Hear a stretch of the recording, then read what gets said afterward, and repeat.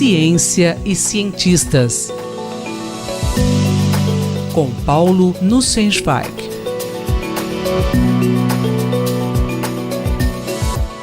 Bom dia, professor Paulo Nussensweig. Qual é a diferença entre um supervisor e um mentor científico?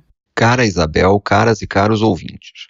Na semana passada, ao tratar do assunto de bullying na ciência e de maneiras de superá-lo, comentei que deveríamos valorizar mais explicitamente o papel dos bons líderes de grupos de pesquisa. Ser um bom mentor para jovens talentosos é um dos grandes desafios da carreira. O percurso típico para desenvolver uma boa carreira científica envolve aprender sob a liderança de cientistas mais experientes, que indicam as rotas mais seguras para obter sucesso em projetos de pesquisa e apresentam os caminhos errados que outros tentaram seguir antes. A formação de um cientista é estruturada em cursos de graduação e de pós-graduação, em que os jovens se iniciam na pesquisa sob supervisão de um orientador, mas nem sempre um orientador se torna um mentor. No site da revista Science, em 3 de fevereiro de 2012, Elizabeth Payne escreveu que a principal diferença entre um supervisor e um mentor é que, enquanto o supervisor dirige, o mentor guia. A relação entre mentores e os seus discípulos é muitas vezes extremamente próxima, levando a colaborações que duram a vida inteira. Como exemplo, eu gostaria de falar um pouco sobre a devoção de um dos discípulos de Galileu Galilei ao seu mentor. Vincenzo Viviani foi um matemático e cientista célebre no século XVII. Ele se tornou discípulo de Galileu em 1639, aos 17 anos, na vila de Arcetri, em que Galileu estava confinado. A igreja não permitiu que, ao morrer, em 1642, Galileu fosse enterrado com as honras que seriam esperadas para um personagem da sua importância. Ele foi enterrado num local obscuro, próximo à sacristia, na igreja de Santa Croce, em Florença.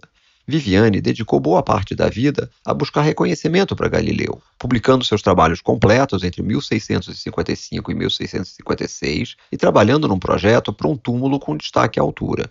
Ele reuniu os recursos necessários para contratar os artistas que conceberiam a obra e para sua execução. Com o passar dos anos, os diferentes personagens que participaram do julgamento de Galileu faleceram, e mesmo assim Viviani não conseguia a autorização da igreja.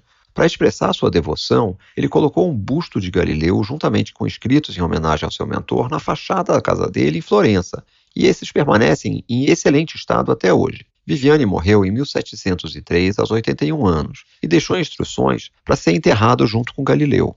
Somente em 1737, 95 anos depois da morte de Galileu e 34 anos depois da morte de Viviani, a igreja finalmente autorizou que fosse construída uma sepultura com um monumento. Quando um grupo de pessoas foi transferir os restos mortais de Galileu para o novo túmulo, tiveram uma surpresa. Além de Viviani, havia mais uma pessoa enterrada junto com Galileu. Professor, então quem era essa outra pessoa enterrada com Galileu Galilei? O corpo que foi encontrado junto com Galileu e Viviani era de uma mulher, que tinha morrido jovem, pelo menos há tanto tempo quanto Galileu. A história é relatada de uma forma muito emocionante no livro A Filha de Galileu, de Dava Sobel. Galileu teve 2 filhas e um filho, frutos de um relacionamento com Maria Gamba, com quem nunca se casou. As filhas se tornaram freiras no convento em Arcetri. A mais velha, a irmã Maria Celeste, foi muito próxima de Galileu, com quem trocou uma longa e reveladora correspondência, especialmente nos anos difíceis do julgamento pela Igreja. Depois do julgamento em Roma e de passar um período em Siena, pouco depois de Galileu conseguir permissão para finalmente retornar e permanecer em prisão domiciliar na sua vila em Arcetri, ele teve de enfrentar a perda da sua filha querida. Maria Celeste faleceu em 1634, com apenas 33 anos, pois Viviani, frustrado por não conseguir garantir ao seu mentor o reconhecimento que lhe era devido, resolveu lhe dar algo muito mais precioso. Fez com que sua filha fosse enterrada junto com ele. Os restos mortais de Maria Celeste estão junto com os de Galileu e Viviani, embora não haja nenhuma referência explícita nas inscrições no túmulo. Eu escolhi esse tema para a coluna de hoje em homenagem a uma querida amiga que foi uma excepcional mentora para os seus estudantes, todos tratados como seus filhos. Há 5 anos, em 14 de dezembro de 2013, a professora Maria Carolina Nemes, que orientou nada menos que 54 mestrados e 41 doutorados, partiu cedo demais, deixando imensas saudades. O professor Paulo Nussensweig falou comigo, Isabel Leão, para a Rádio USP. Ciência e cientistas. Com Paulo Nussensweig.